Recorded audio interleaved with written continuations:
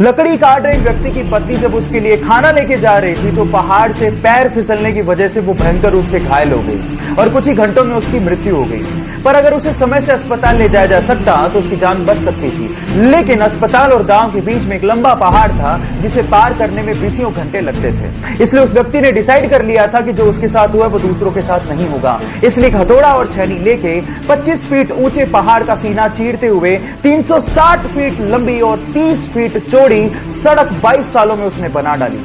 Yes, I am talking about Dashrath Manjhi. Guys, यहां सीखने लायक बात यह है कि अगर जुनूनियत हो तो कुछ भी असंभव नहीं है। जिस उम्र में लड़के और लड़कियां ब्रेकअप और पैचअप के खेल में बिजी होते हैं, उस उम्र में इस लड़के ने सोचा कि मैं अपना स्टार्टअप शुरू करूंगा। 17 साल की छोटी सी उम्र में उसने अपना कॉलेज ड्रॉप आउट कर दिया, वो भी अपने पेरेंट्स को बिना बताए, और अपना स्टार्टअप शुरू किया। हालांकि वो स्टार्टअप इतना नहीं चल पाया, फेल हो गया, लेकिन उसने हार नहीं मानी। 3 साल की कड़ी रिसर्च के बाद सन 2013 में उसने एक दूसरा स्टार्टअप शुरू किया और देखते ही देखते वो कंपनी इंडिया में $10 बिलियन की कंपनी बन गई। जी हां, मैं बात कर रहा हूं ओयो फाउंडर रितेश अग्रवाल की, जो कि इंडिया में यंगेस्ट बिलियनर भी हैं। गाइस, यहां सीखने लायक बात यह है कि if you can believe it, you can achieve it.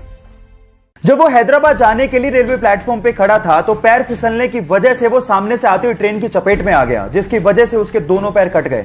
2 घंटे तक उसको किसी ने हाथ भी नहीं लगाया और 6 घंटे की मशक्कत के बाद उसे अस्पताल पहुंचाया गया, जहां पर डॉक्टर्स ने उसकी मां को कहा कि इसके शरीर से पूरा खून बह चुका है, अब वो जिंदा नहीं बच सकता। लेकिन फिर भी उसकी मां ने कहा कि चाहे जिंदा रहे या मरे, मैं इसका इलाज जरूर कराऊंगी क्योंकि ये मेरा बेटा है। जैसे तैसे पैसे जुटाकर उसका इलाज करवाया गया। वो जिंदा तो बच गया, लेकिन उसने अपने पैर गवा दिए।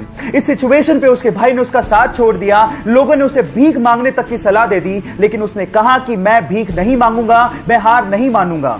उसने जिम ज्वाइन किया, अपनी बॉडी बनाई, वीडियोस अपलोड की और बहुत सारे लोगों के लिए एक मिसाल बन गया। उसका नाम है देव मिश्रा, जिसने हमें यह सिखाया कि जिंदगी हौसले से जी जाती है। एक सुपर हीरो मूवी में हीरो के किरदार की बजाय अगर विलेन का किरदार आपके दिलो दिमाग पे छा जाए तो आप सोच लीजिएगा कि विलेन ने कितनी मेहनत की होगी। सिर्फ एक जोकर विलेन के किरदार के लिए वो 45 दिन तक होटल के कमरे में बंद रहा। इनफैक्ट उसने जोकर के मेकअप का डिजाइन भी खुद ने किया और एक मूवी के सीन में उसने हीरो को रियली उसे मारने को कहा ताकि सब कुछ रियल लगे। उसने इस कैरेक्टर में इतनी जान डाल दी थी कि वो greatest villain of all time कहलाया। और इस किरदार को निभाने के बाद उसे golden globe award, Oscar award तक दिए गए, लेकिन उसे रिसीव करने के लिए वो जिंदा ही नहीं था। कहा ऐसा जाता है कि ड्रग की ओवरडोज की वजह से फिल्म रिलीज से 2 महीने पहले ही उसका देहांत हो गया। अगर आप उस सुपर एक्टर का नाम जान गए हो तो एक बार चैट सेक्शन में उसका नाम लिखना मत भूलिएगा। 1997 में पैराशूटिंग के दौरान उसका पैराशूट ही नहीं खुला और वो सीधे जमीन पर आकर गिरा। बुरी तरह से जख्मी होने के बाद वो कई महीने तक हॉस्पिटलाइज रहा, लेकिन उसके बावजूद भी उसके अंदर का एडवेंचर का जुनून खत्म ही नहीं हुआ। जैसे तैसे रिकवर करने के बाद माउंट एवरेस्ट को फतेह करने के अपने बचपन के सपने को पूरा करने के लिए निकल पड़ा और 23 साल की छोटी सी उम्र में उसने माउंट एवरेस्ट को फतेह कर डाला और यह कारनामा करने वाला यंगेस्ट ब्रिटिशर बना। Yes, I am talking about Bear Grylls, जो कि अपनी मैन वर्सेस वाइल्ड सीरीज के लिए विश्व विख्यात हैं। गाइस, यहां सीखने लायक बात यह है कि लाइफ में प्रॉब्लम्स सबके आती हैं, लेकिन जो उसका डट के सामना करते हैं, लोग उसी के बारे में चर्चा करते हैं। यह बात उस वक्त की है जब पाकिस्तान के अब्दुल खालिद को एशिया का सबसे तेज धावक माना जाता था, लेकिन भारत के मिल्खा सिंह ने उन्हें टोक्यो में हरा दिया। तब पाकिस्तानियों ने कहना शुरू कर दिया ये तो तुक्का है, मिल्खा सिंह तुक्के से जीता है।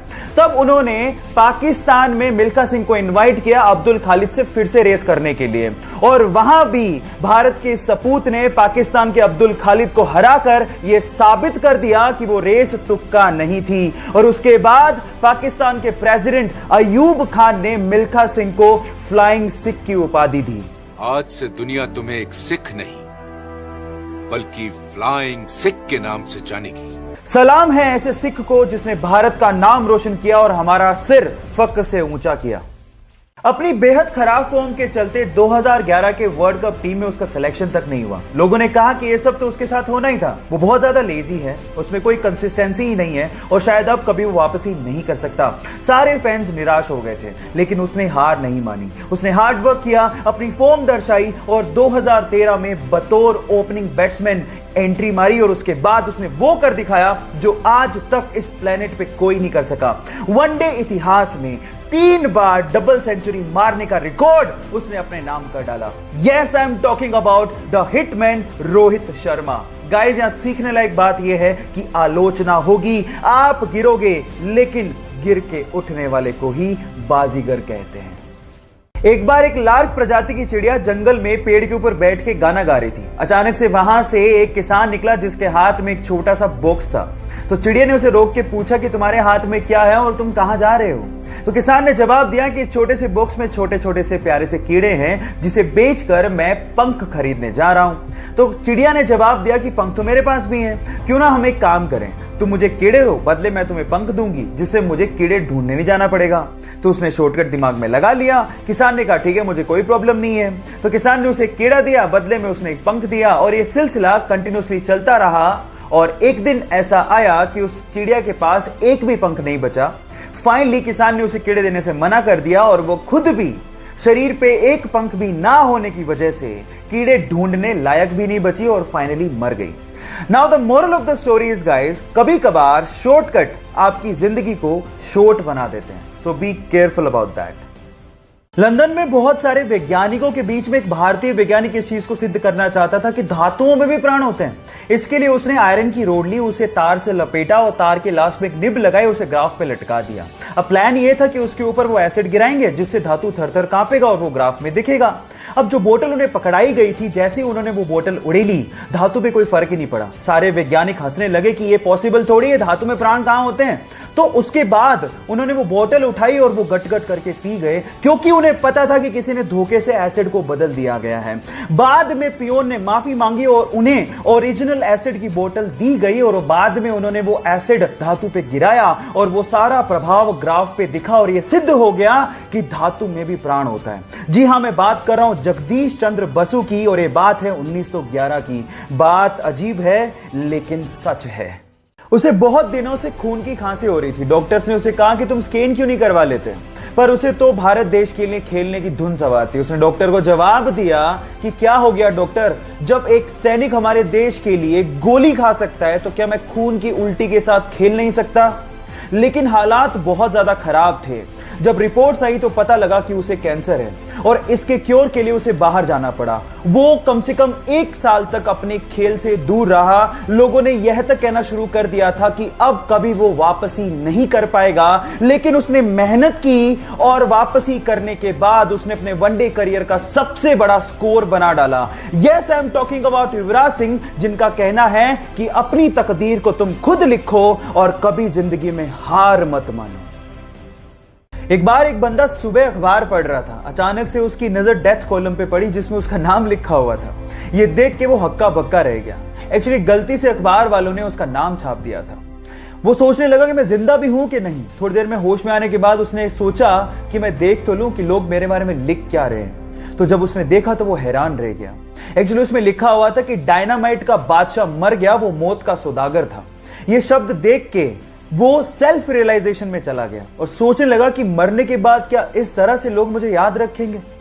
उसके बाद उसका हृदय परिवर्तन हो गया और उसके बाद उसने शांति के लिए काम करना शुरू कर दिया। Yes, I am talking about Alfred Nobel, जिसे हम नोबेल प्राइजेस के लिए याद रखते हैं। अब मेरा सवाल आपसे यह है कि मरने के बाद आप क्या चाहते हैं कि लोग आपको कैसे याद रखें? चैट सेक्शन में लिखना मत भूलिएगा। एक किसान एक व्यापारी को डेली 1 किलो मक्खन बेचता था। अब एक दिन परखने के लिए उस व्यापारी ने मक्खन को तोल के देख लिया कि वो मक्खन 1 किलो है कि नहीं है, और वो मक्खन 1 किलो नहीं निकला। इस बात पे व्यापारी किसान को अदालत ले गया। अदालत में जज ने किसान से पूछा कि तुम किस बाट का इस्तेमाल करते हो। तो किसान ने कहा कि माय बाप, मैं तो अनपढ़ हूं, मैं कोई बाट का इस्तेमाल नहीं करता, लेकिन मेरे पास एक तराजू है तोलने के लिए। तो भी जज ने कहा कि तुम तोलते कैसे हो? तो इस बात पे जो किसान ने जवाब दिया वो आप लोगों को सुनना चाहिए। किसान ने कहा कि ये तो अब मुझसे मक्खन खरीद रहा है, मैं तो इससे कब से ही 1 किलो ब्रेड खरीद रहा हूं और उसी 1 किलो ब्रेड को तराजू के एक पलड़े में डालकर मैं इसे मक्खन तोल के दे देता हूं। अब आप समझ तो गए होंगे कि गलती किसकी है। Now the moral of the story is guys, जैसा बोओगे पाओगे वैसा ही, इसलिए B careful about your Karma.